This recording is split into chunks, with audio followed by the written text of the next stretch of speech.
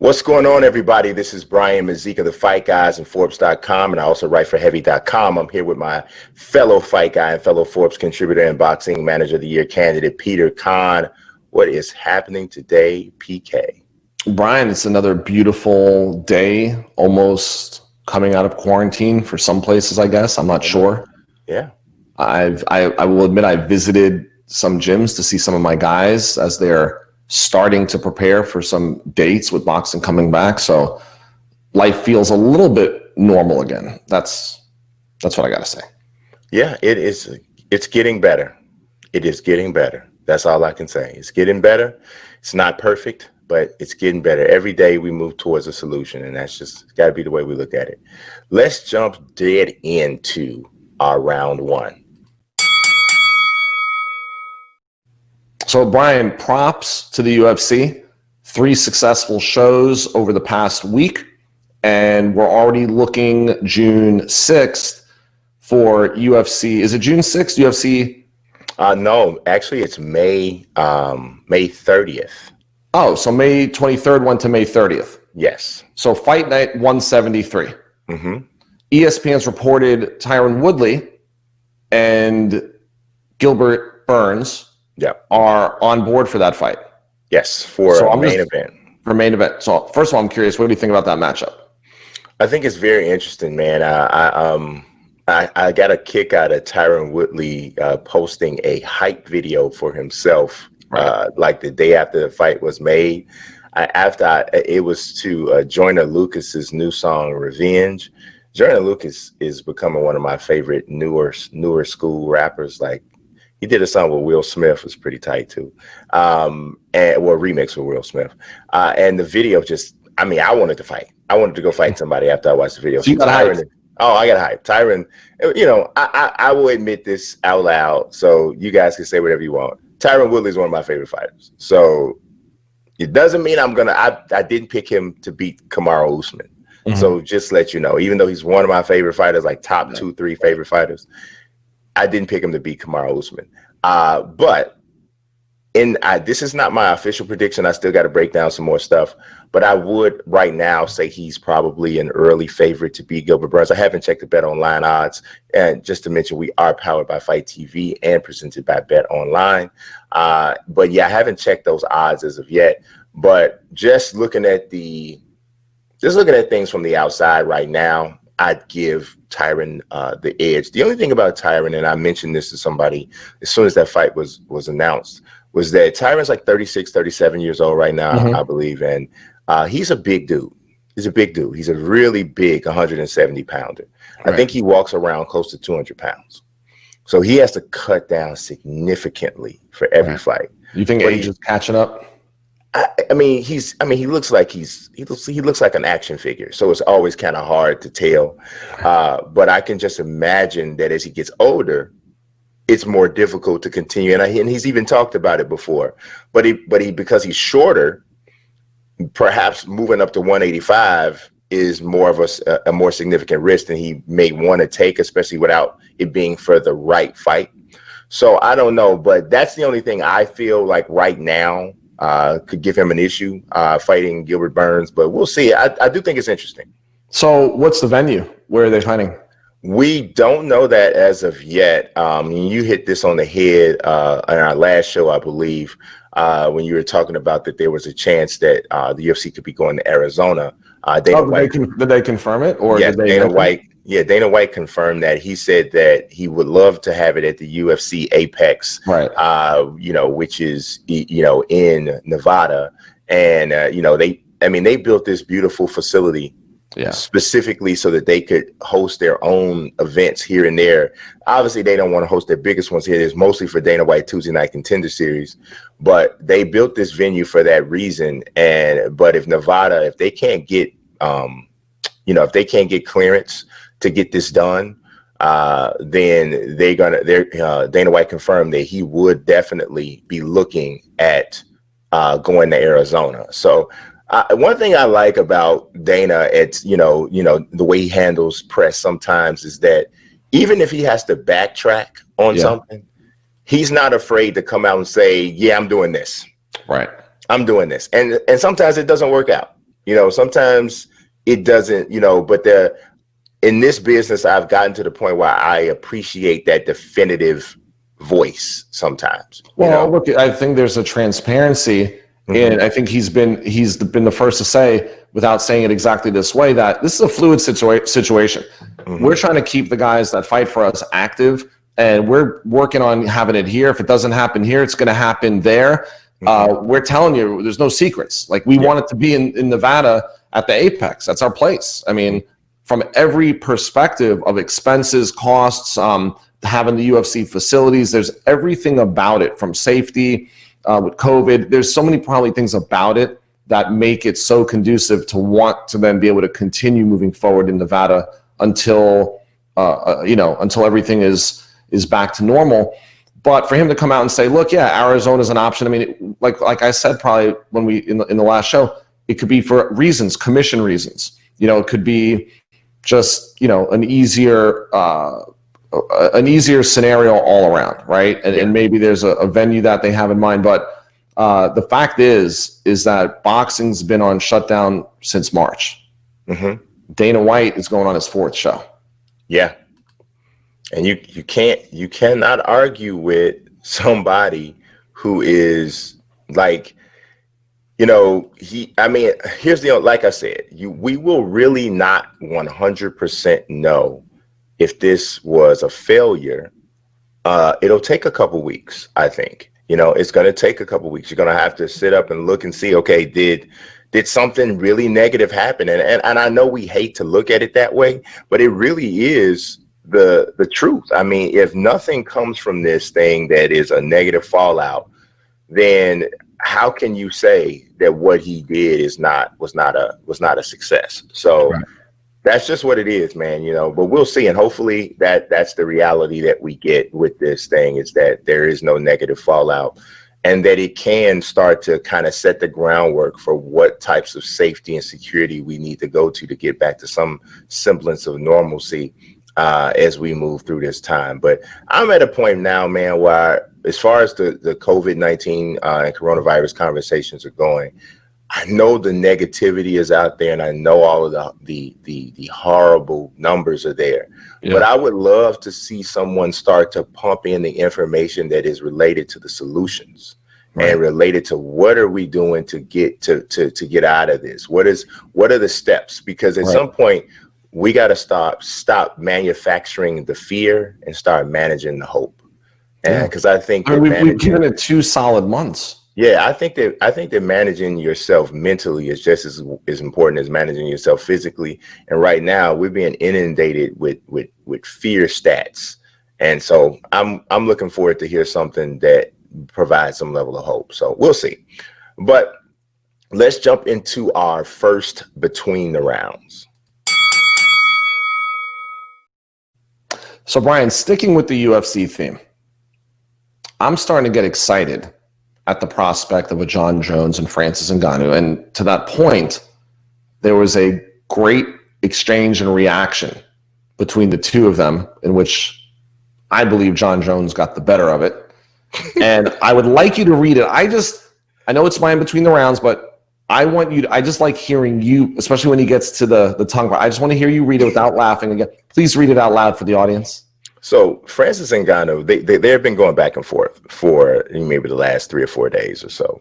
And Francis Ngannou, I guess there had been a couple, days or so where they hadn't been going back and forth. And Ngannou says, "Hello, Johnny, are you still there?" So John Jones responds, looks like 10 hours afterwards, and he says, "First, well, let me set this up. Look at this picture of Ngannou. Like, I'm not actually sure what he's doing. I don't know if he's putting a sock on or if he is hungry. I'm not sure what's going on. But John Jones is not sure either, because you see Ngannou's tongue is partially out of his mouth. So John Jones says, first, he should have put a comma there, but I got it. He says, first, you can save the rest of your tongue pictures for your other homies. And yes, I'm right here, just waking up from watching that Derek Lewis fight again. You ain't scaring nobody.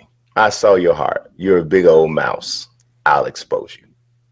So yeah, you know what we're gonna do? I'm gonna do a breakdown. Yeah, This is what you do during quarantine. You break down tweets.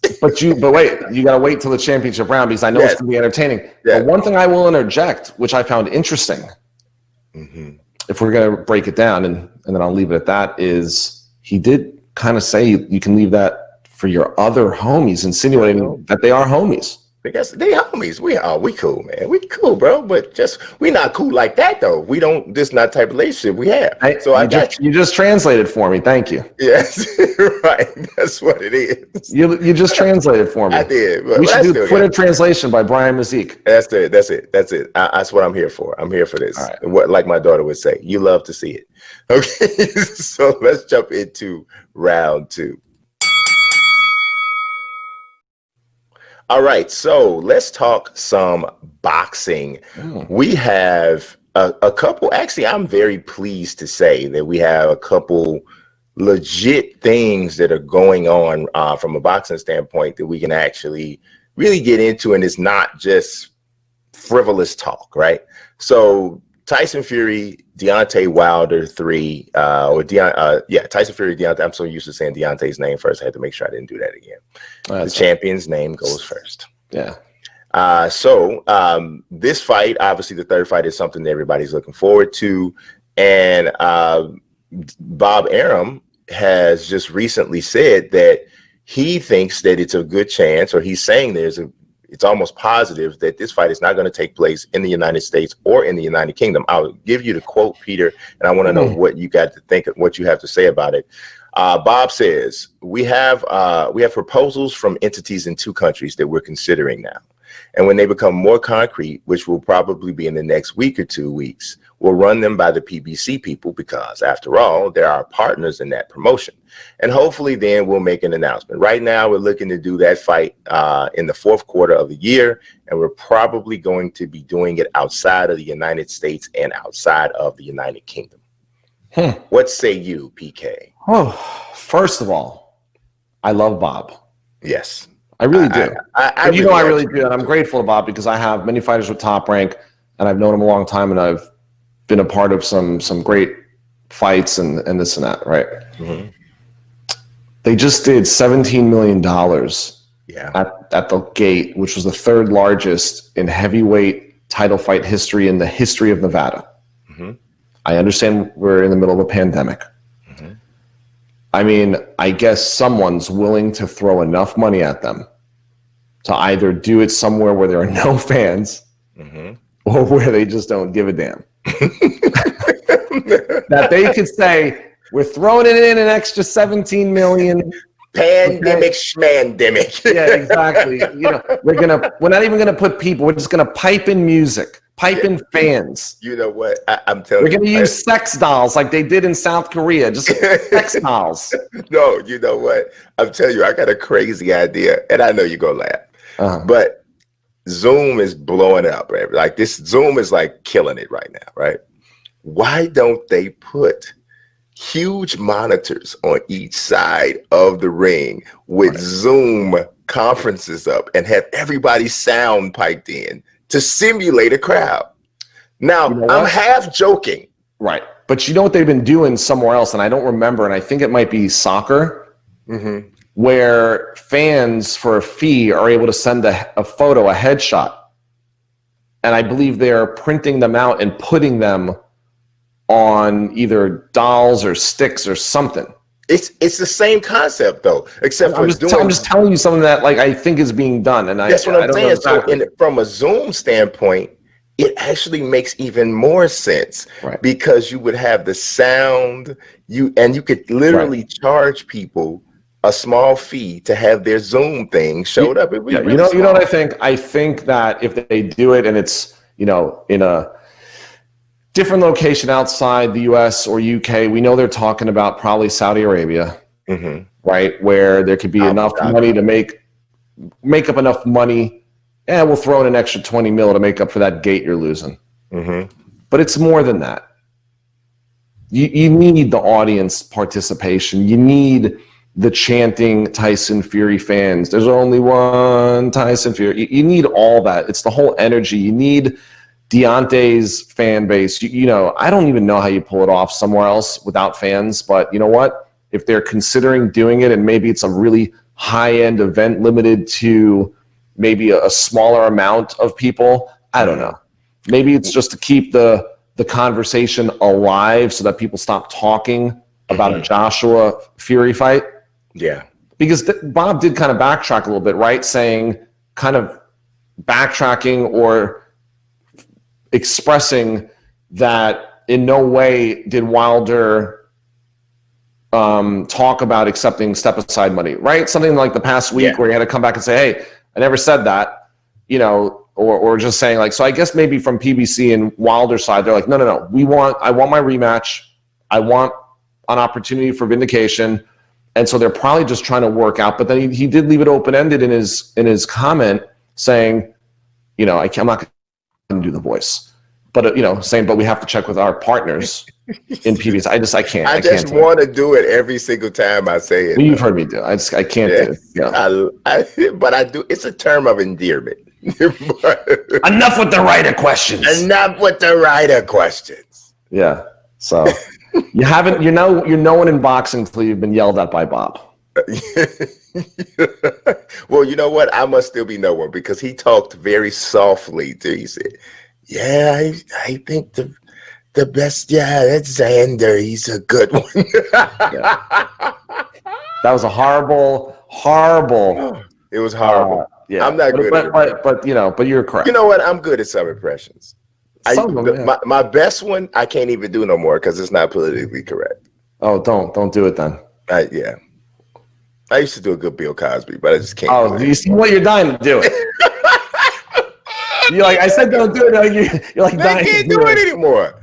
You can't do it no more. You can't do it no more. So does it include talking about pudding?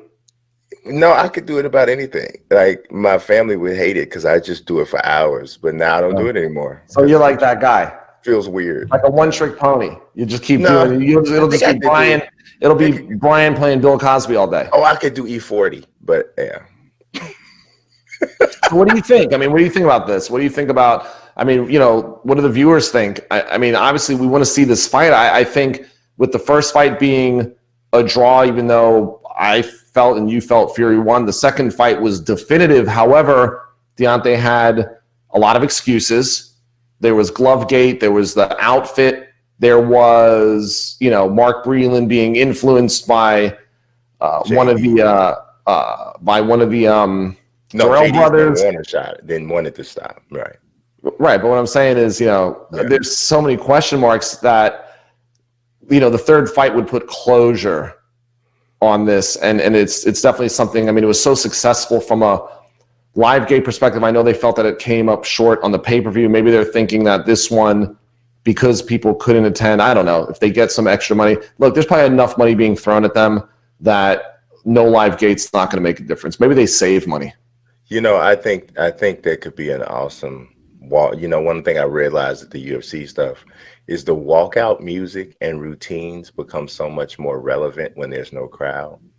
Like, man, during the UFC walkouts, you could hear every word, every lyric of every song, and you got a chance to so absorb the person's walk-in. I would love to see UFC embrace that as well as boxing if they are doing stuff without crowds. Right. In the UK, they do anyway. So. Right. Fury definitely has killed it recently. Oh yeah, with his walkout, just in general. Listen, I'm going to say I give Deontay credit. What he was going to do. He gave us a tip on what he was going to do before he fought Otto Wallin when we interviewed him at Tyson Ranch. He was like, he told us he was going to do Cinco de Mayo. Yeah, so it was pretty cool. But you know what? What's that? I got to give Wilder credit. Maybe to his own detriment. I thought that whole outfit was just, it was two great ring walks. Really entertaining. No, it was not. That was a stupid suit, and I thought it was. I liked it. I was I was there. I was just a few feet away, and he's such a tall. I don't know. It looked pretty cool. He looked like a villain from the remake of Snow White. That's what he looked like. He looked like something from some like, and then his explanation said that it was in honor of Black history. Yeah, So if it's in honor of Black history, what about Black history it's got skulls and all this stuff that looks demonic on it? How does that connect to Black history? To this day, that's a dumb outfit. That's what it is. It just is. It's dumb. It's stupid. It's just bad. If you would have knocked out Fury, it wouldn't have been that dumb, right? It would have been a dumb outfit before a awesome knockout. That's what it would have been. Yeah. So whatever. Well, we'll follow this. We'll see where this lands. We'll see. Because to this day, I don't like it. Let's go into our next Between the Rounds. So you have some more boxing for Between the Rounds, right? We do. We got to do. Bob's getting major play here right now. So we're talking about Lomachenko, Teofimo Lopez. This fight needs to happen, and apparently both gentlemen want to make it happen. So I'm going to roll this out to you, and of course we'll talk about it in the Between the Rounds. But Bob, I tried better. That was better. Bob says we wanted to stall for time until we were able to do the fight with a live audience. How awesome is that he just said that? That is just so awesome, because that's exactly what they were doing. We wanted to stall for time until we were able to do the fight with a live audience. But it's clear that each of them want to go right into that fight. So that's what we're going to be planning for September, with or without an audience. So check it out. Even if that's not what he was doing, the fact that he said that makes it appear as though I'm telling you something but that's just, to me, there's a certain skill and charisma in doing something like that, in kind of like pulling the curtain back and letting you see just a little bit, but maybe you're not even showing anything, but it makes it appear that you are. I just dug that. I want to know what you got to think, what you say about that in the championship rounds. But if it's true, it's pretty much what I kind of been hinting at for the last few weeks. Somebody's going to have to sacrifice a fight. This seems like a right one to do. So we'll get into that shortly. But for now, let's jump into round 3. Ask me. It's time to add the Fight Guy, baby. What time is it? It's 5 o'clock. Oh, God. I got it right. Oh, my God. The delivery was bad, but I got it right. You sounded like I was so excited to say it. I've been practicing all day. You sound like you were a childhood friend of the Goldbergs when you said that. You like the Goldbergs. I love the Goldbergs. Listen, I'm not going to say, Yeah, I do. My wife knows. My wife knows that I like the Goldbergs' mom. I know. I think she's cute. I don't know. It's a weird kind of cute, but she's kind of cute. It's out there. Yeah, it's out there. It's in the water. It's in the wind. It's not. She's not Bernadette Stannis or anything. So, do you know who Bernadette Stannis is? I don't know. You don't. Let me just take 5 seconds to bring you up. Maybe I do. I don't know. You know who it is. You just don't know that that's her name. Maybe. I said maybe. Bernadette Stannis is the most beautiful woman that's ever been on television. Okay. She's Thelma from Good Times. Oh, wow. Okay. Quite a while ago. She's Bernadette. If you're young and you don't know who Bernadette, Google it up. I remember the show. She's the most beautiful woman ever been on television. So, yeah, it just is what it is. But anyway, let's ask the Fight Guy, since I just had to get you there, because I had to get you there. So gotcha. now that we're there, and in the comment section, you let me know if you remember who Bernadette Stannis is. Let me know. Scale of 1 to 10. I have a feeling Sean Singletary is going to be the first one in. Sean Singletary, I know he will be, because he understands. He understands. All right, let's go into Ask the Fight Guys. We got a question for Thunder Gotti Forever. I love it. You know what? I love Thunder Gotti as well. Peter doesn't. Peter thinks Thunder Gotti is just not, he don't like him. He loves him. I'm sorry. He loves him. He's rested. I was a big fan of Arturo Gotti. Yo, you don't like Thunder? I don't know this guy. Okay. No problem. Did I tell you that that's what my dad used to say whenever my mother started ranting for a long time? He goes, no problem. just to end the conversation. So I do that sometimes when you start, Okay. Anyway, ask the fight guys. It says, if you could watch Mike, meaning Mike Tyson, because this was a question that came in on one of our Mike Tyson videos. He says, if you could watch Mike fight any boxer during his career that he didn't fight, who would it be? Thanks. Love your show. Thank you so much, Thunder. We love you too. I'm going to keep my tongue in my mouth. I don't want to give off a Francis Ngannou kind of vibe. And you tell me to save that picture for my other homies. But yeah, tell me, Peter, what do you say about that? Anyone in history? Like during his career, I think is what. Oh, so not through history. No, not like Jack Johnson or nothing. Oh, so here's the thing. Okay, so during his era, we kind of saw the fight that I would have said, because it ended up happening a little bit later, meaning the Holyfield fights. But I don't know if Mike avoided, anyone, or I'm just trying to think from a promotional standpoint all right. So we're probably going to say the same person. George Foreman? No, that's a good one, but no, that's not. I'm just trying to think who would have there's a lot of younger fight fans that actually think that he fought Foreman.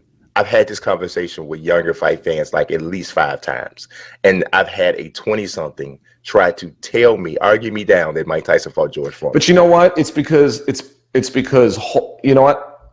Holyfield. It seems like it fought Foreman. Yeah, Holyfield and like Shannon Briggs and Michael Moore fought Foreman. I think people get this. I have another idea, another name. What's that? Ray Mercer. Yeah, but you're actually it's surprising me that you're not saying the name that I'm gonna say. Okay, give me one more chance. Yeah, because remember, I'm trying to measure what Mike are we talking about? Are we talking about all of them? Just Mike from whenever? From Vitaly Klitschko? Yeah, I thought about that one, but that's not the one either. Okay, so Vitaly Klitschko. This is blowing my mind that you're not saying this guy. From his, can you give me? Was it pre or post? Was it before 94 or after? You know what? You would think that the 90s wouldn't sometimes become a blur for me, because that is actually. But I'm just asking. It'll help me. I'm trying to remember. This is early to mid 90s. Well, but okay. That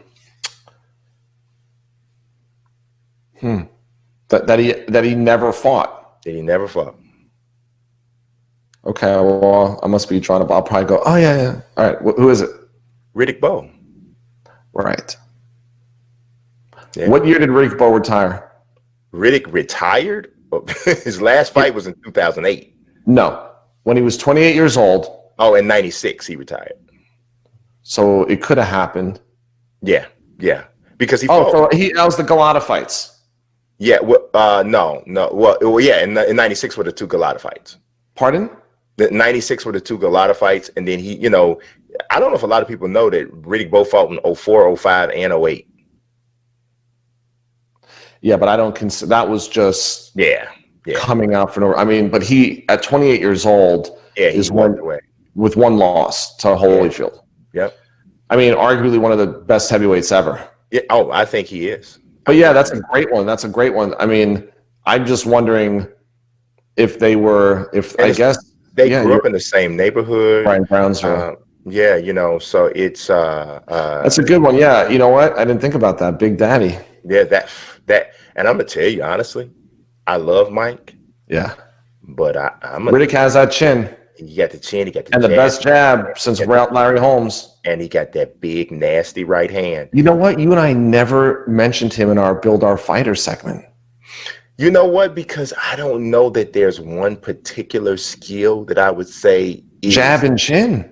But okay, so he had a fantastic his size. He had a fantastic jab, right? But I can think of another fighter who might have had a little bit better jab, and then he had a fantastic chin. But is his chin better than Holyfield's? I think we also underestimate his boxing IQ.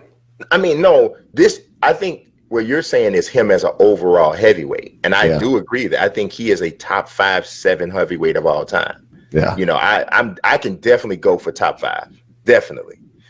But when we're talking about just breaking down individual skills, I don't know if I would rate him at number 1 in any of those things, but I'd have him in the top 3 in almost all, which is the reason why he's such a great overall fighter. I think he's literally one of the most underrated heavyweights ever. Yeah, because I see him from time to time. Yeah. Because you did the interview with him. Yeah, but I mean, I see him at the gym. I flew back from Vegas with him, and we were on a red eye that was packed. Yeah, and I got to the gate, and he's just sitting there. Nobody knows who he is. That's crazy. And I'm like, Big Daddy. And then we talked and got on the plane. We happened to be sitting just like a seat apart, and he could barely fit in his seat. He's such a big guy. Yeah. I know nobody knew. Pounds now. Yeah, but nobody knew. And I'm just thinking to myself, it's like one of the best heavyweights ever. He is, man. And that right there is confirmation of what I just said. Yeah. That he has got to be one of the most underrated heavyweights of all time, because how could somebody who's 43-1, only lost ever to Holyfield, former multiple time heavyweight champion, he was avoided, by the way. Yes. You know what? Lennox avoided him. Yeah. And drop that belt in the garbage, right? No, Riddick threw the belt in the garbage. Oh, whatever. Yeah, Riddick threw the belt in the garbage because he didn't want to fight Lennox under the terms that they were given. Riddick wasn't afraid of anyone. No. But just to let you know how politically incorrect stuff used to be on television, I remember watching in the 88 Olympics? Was Riddick in the 88 Olympics? Yeah, 88. Okay. Watching the 88 Olympics, Ferdy Pacheco in Seoul used to do the commentary for the boxing side. Right. And they were talking about how erratic Riddick Bowe could be. How one day you see him and he looks like he's Muhammad Ali. The next day you see him, he looks like he's disinterested. Mm-hmm. Ferdy Pacheco literally called Riddick Bowe on national television schizophrenic Riddick Bowe. Literally. And the reason why I know is because it was the first time I'd ever heard the word schizophrenic. So I remember. Is that like a politically incorrect term? You can't call nobody schizophrenic who's not schizophrenic. You can't use that term to describe. Kelly Swanson of Swanson PR. Right. In the media center for Wilder Fury 2. Yeah. When she was looking through the credentials, because I'm credentialed being in the corner for Amir Imam, I'm then in the media section, I'm then over here with that. She goes, "You're a boxing schizophrenic." Okay. I took it as a compliment. I took it as a compliment. Okay, first of all, she probably wouldn't say that on television. Second of all, you can't use it to describe somebody's inadequacy. He was literally. Hey, wait a second. Wasn't he the fight doctor? Yeah, right. Maybe he was getting a medical diagnosis. Good, a medical diagnosis. You can't use a term. It's the same as literally saying that's retarded when you're trying to talk about something that's bad. Yeah, and Brian, it's the same thing. I know, and Brian, let me tell you something, and I mean this like seriously. Like we've never heard fighters say anything that's politically incorrect. Adrian Brenner. Exactly. We can go down the list. I mean, it's like a long list. Mike Tyson. Fighters have never said they're going to eat someone's children. I mean, it's like that, obviously that's not right either, right? But that a commentator, oh my God, that a commentator. I didn't say it. I'm just saying. Held to a higher standard when it comes to that. Speaking of, and we're going to have to make this a separate breakout segment. Okay. But during UFC Fight Night 172, Michael Bisping literally said, and I'm not talking about 1988. I'm talking about Saturday. 2020. Yes. 2020. He literally described Angela Hill's afro as a sponge-like haircut. What's wrong with that? What? Did it like? Are you high? Did it soak up water? Are you high? And so I posted it on Twitter, and a bunch of black people said, I heard that. What is wrong with him? And I'm like, exactly. And so, because they're in a grappling situation, right? And so in a grappling situation, you put your top of your head under somebody's chin to control the posture. So she puts her head under Claudia Gadelia's chin. Right. And Michael Bisping said, that doesn't, I can't do an English accent, but that doesn't feel good. And then it still doesn't feel good, even with that sponge-like haircut that Angela Hill has. Big sigh. Mike. Yeah. If you don't shut up. What? So Brendan Fitzgerald, you always know when the person who's on the panel who actually has sense just stops talking. Brendan Fitzgerald's like, let's go to fan reaction. Significant strikes are in Claudia Gadelia's favor. Right. What are you talking about, Mike? The weather in Jacksonville has been lovely this past week. Oh my God. I'm like, Mike, just come on. And so my wife, obviously a black woman, she said, excuse me? A sponge-like haircut? This is what makes the world go round, Brian. We've had, how many of these conversations have we had off the show? Yeah. A lot. It's crazy. And because to this day, Brian, there are people that aren't going to understand.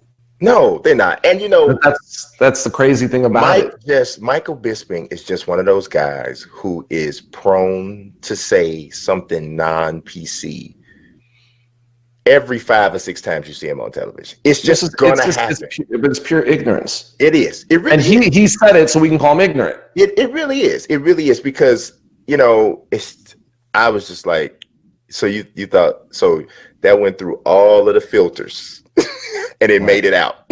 Right. Well, you're assuming that he has filters. Yes. Here's the thing, Brian. I was taken aback. And that's what happens a lot of the time, right? Mm-hmm. In his mind, he probably felt like he was like, oh, well, I didn't mean it in a bad way. I'm sure he did.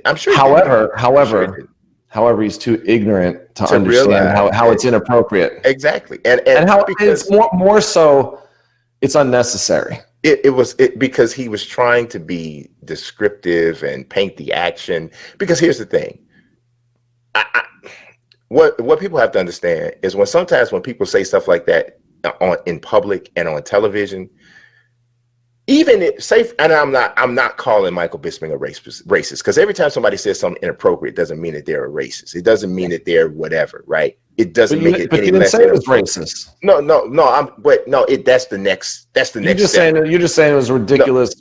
No, right. What I'm saying is the next step of interpretation is that somebody's going to say that, right? Right. So what I'm saying is I know that it doesn't mean that, right? But what happens is you start trying to do extra. And here's the thing. Even if he was racist, the chances that he would be that stupid to literally air what he actually thinks on national television and jeopardize a payday is probably not going to happen. So if he said that like that, it's literally like you said, out of pure ignorance. Brian, can I tell you where the real failure is?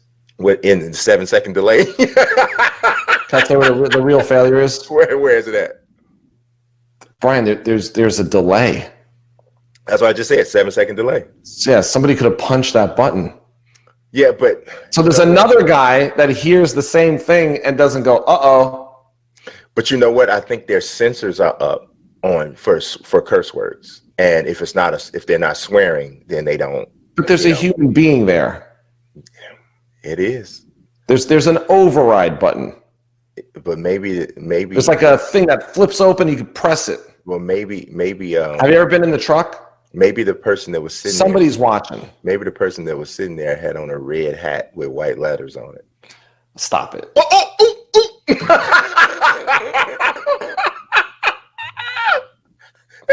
And on their lapel it says DJT. Okay. I'm funny. Oh, man. Listen, I know you went to bed late last night. Ooh. I see, like, when you were online last, it was like 5 a.m. Eastern is like when you called it quits. My life, I think you're a little loopy. my life in the sunshine. Let's go to the championship rounds. Yes. All right. So we got to talk about the John Jones tweet. Yes. And I'm trying to. I thought we were going to curve this back towards serious, but this tweet is not going to allow that to happen. No, there's nothing serious about it. I mean, nothing serious about it. Save that tongue for your homies. For your other homies. See, other homies. Because everybody has different friend groups. You understand? Right. And with one friend group, we talk about knitting projects. With another friend group, we talk about cars. So this was clearly not the right friend group. And John just wants to remind him that, hey, man, it's cool. Whatever, but the real thing is he took a shot at the Derek Lewis fight, which is probably the most disappointing heavyweight fight in the history of the UFC. And I do not think that I am overstating that. When you consider the knockout potential that both of those guys have and the limited amount of action that was in that fight, it was shameful. And it really is what sent Ngannou to, I believe, to see to go and talk to a sports psychologist, because he was, after the loss to Stipe Miocic, he was kind of messed up, and it just he was like kind of afraid to engage. And it was just to give you like a breakdown. Just imagine this. For that fight with Derek Lewis, there were a total of 31 strikes landed in the whole fight over 3 rounds, 15 minutes. 31 strikes. That's all that was landed. Ngannou landed 11 of 46 shots thrown. Derek Lewis landed 20 of 54. Derek Lewis literally won this fight by default. Right. So when John Jones says that I'm just waking up from watching that Derek Lewis fight, right? Nice insult. That's where it's coming from. So I mean, round one goes to John Jones. Yeah. I mean, all of the talking is going to go to John Jones, because Francis, that's just not who he is. Like, I walked up to Francis Ngannou at the UFC. Not the UFC, it was the MMA Awards. Was that 2018? I think it was 2018 in Vegas. And I walk up to him and I asked him, a question about his fight. And the look on his face when I asked him was like, it was on the red carpet. I mean, you were walking in. So his fight was tomorrow. But when I asked him, he looked like he was shocked that I was asking him a question about a fight. And I'm like, okay. Yeah, was that not on the? Was that not on the? So this is not his thing. He doesn't do this. He knocks people out, and that's what it is. But I hope the fight does get signed, because I have a very interesting take on how I think that fight's going to go. I honestly believe if it goes past 90 seconds, John dominates him and makes it look super easy. Super easy. Like, you think that the Derek Lewis fight was boring? If you don't enjoy one-sided deconstructions of a man from the legs up, you probably won't enjoy Jones versus Ngannou, because I think, like I said, if it gets past the first 90 seconds, it's going to get real bad for Ngannou. But so if I'm Ngannou, I don't want that fight. I want this heavyweight championship fight, and I'm not fighting John until it's for a belt. Because the thing of it is, if John comes up to heavyweight and beats Ngannou, where does that leave Ngannou from a title shot standpoint? Not in a good place. Right. So to me, Ngannou is the one who has everything to lose from a career and legacy standpoint. John has something to lose from a face and teeth standpoint. But yeah, from a legacy standpoint, a loss there for Ngannou is a really bad look. Even though John's the greatest, but he's not a heavyweight. Right. And so we'll see. we'll see how that works. But let's look into our second championship rounds. This one is about Lopez and Loma. So let me know what you think about that, because it looks like these guys are pushing to have it done, whether it's in front of a crowd or not. Well, I think somebody in Las Vegas at Top Rank's corporate headquarters has been crunching the numbers. And I think it's only validated what the both of us have said at times. You're not going to give me my credit. Right? You're not going to give me my No, listen. Each of us has given a reason as to why we felt that if there was enough money to compensate for not doing it in front of an audience, that we both agreed that Lomachenko's not a ticket seller. Didn't we both agree on that? No, you said that. Okay. Well, Brian, okay, fine. So that's the part I was right about, that Lomachenko's not a ticket seller. Because Top Rank wouldn't be entertaining the idea of doing this behind closed doors if it was going to prevent them from making enough money to be able to pay these fighters what they offered them. Yeah, I don't think he's a ticket seller in the common venues where this fight would take place. Like I said, we talk about like Terrence Crawford and killing it in Nebraska. Lomachenko doesn't have a place like that. He doesn't have a home base. And so I think that's kind of not really fair to judge him on that same. Okay, but whether it's fair or not, he doesn't have it. That's all I'm saying. Like, whether it's not, what I'm saying is that metric is what could be being used in the decision-making process. You take the average of what a guy like Lomachenko does, and then that's when I was taking a lot of heat for saying Lopez would be driving the ticket sales. And then, of course, there are people telling me Lomachenko's the A side.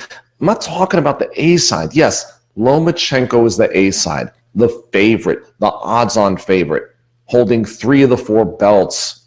You know, we know this. Lopez has to come in and has to dethrone him, even though he has a belt, right? We're talking about being undisputed. All I'm saying is that for Top Rank to be considering, and for each of the fighters to be considering, that means that Top Rank hasn't asked them to take less money.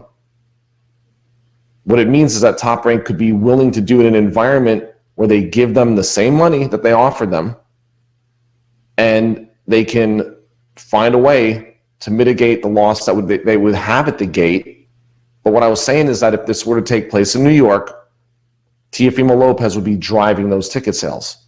So, I mean, look, it's being validated in the idea that they'd be willing to do this without an audience, meaning Top Rank, because, you know, they can still afford it.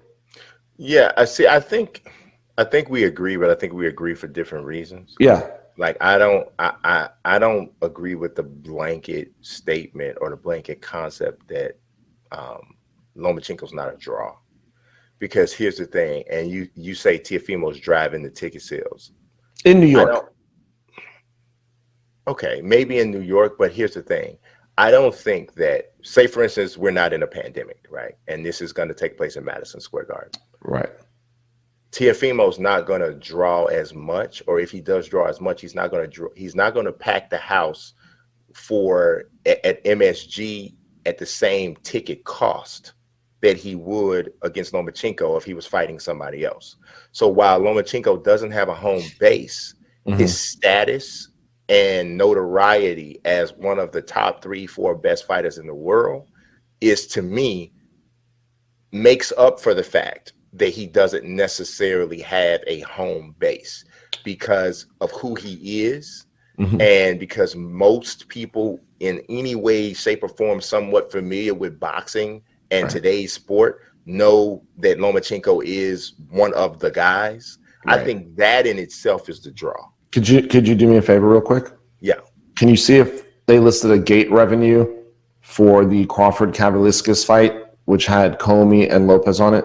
Crawford. Are you trying to make me spell Kavaliauskas? They billed it as Mean Machine. Yeah, I remember. December 14. Let's see the gate. If they usually they announce a live gate. I mean, usually it becomes public record. They will. Let's see if they got it. If it's not going to be in.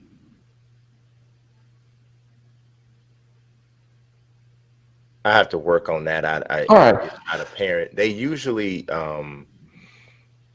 the gate is for boxing for whatever reason. They're not anywhere usually as forthcoming with that as they are with the UFC for whatever reason. Usually they give it like on fight night. So I'm saying someone might have published it. Like if you look at, just to give you an example, Dan Rayfield's recap of that night, he usually lists the live gate as reported by as reported by the venue.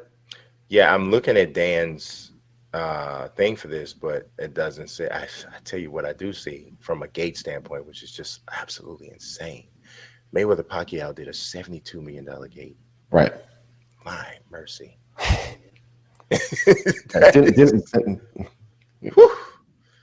That is crazy. The point I'm making is this. I mean, I would say that the purse monies for that fight is in like combined purse money is about 11-12 million. Okay, so the announced crowd was 10,101 people for Crawford Kavaluskas. So is that about 8,000? What is MSG capacity? MSG capacity is bigger than 10,000. But I know that's where they were. So I'm just saying, what's the capacity? MSG capacity. 18,000? Probably, let's see.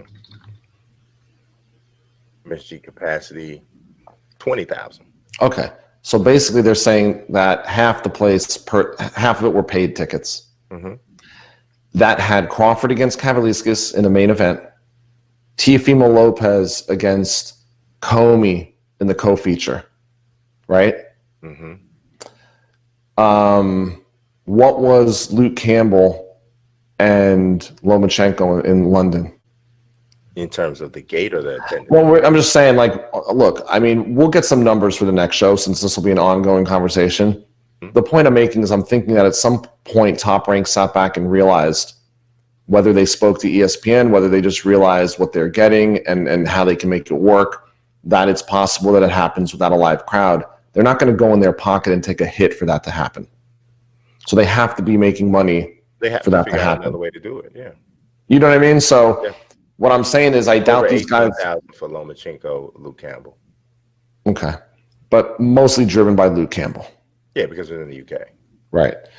So, I remember that.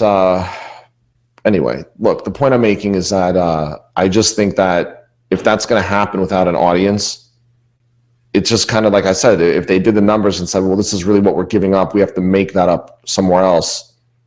I don't know how that's working, but it just might have been enough for them to say, okay, we could still make this work. Well, it's a pay-per-view. So they just... And I think that's pretty much all I was really ever saying is that you got to get creative and figure out other ways to make up these gates. And obviously, when we... But I'm saying they might... Brian, I agree with you. You're making up a Mayweather Pacquiao. Brian, I agree with you saying that maybe they're just thinking, you know what? It's not that significant to worry about. We'll make it up in pay-per-view. And that's, I'm agreeing with you. That was my concept. Just find another way. People are challenging me on the fact that these guys like can sell out. I mean, what I'm saying is I didn't think that Lomachenko can carry.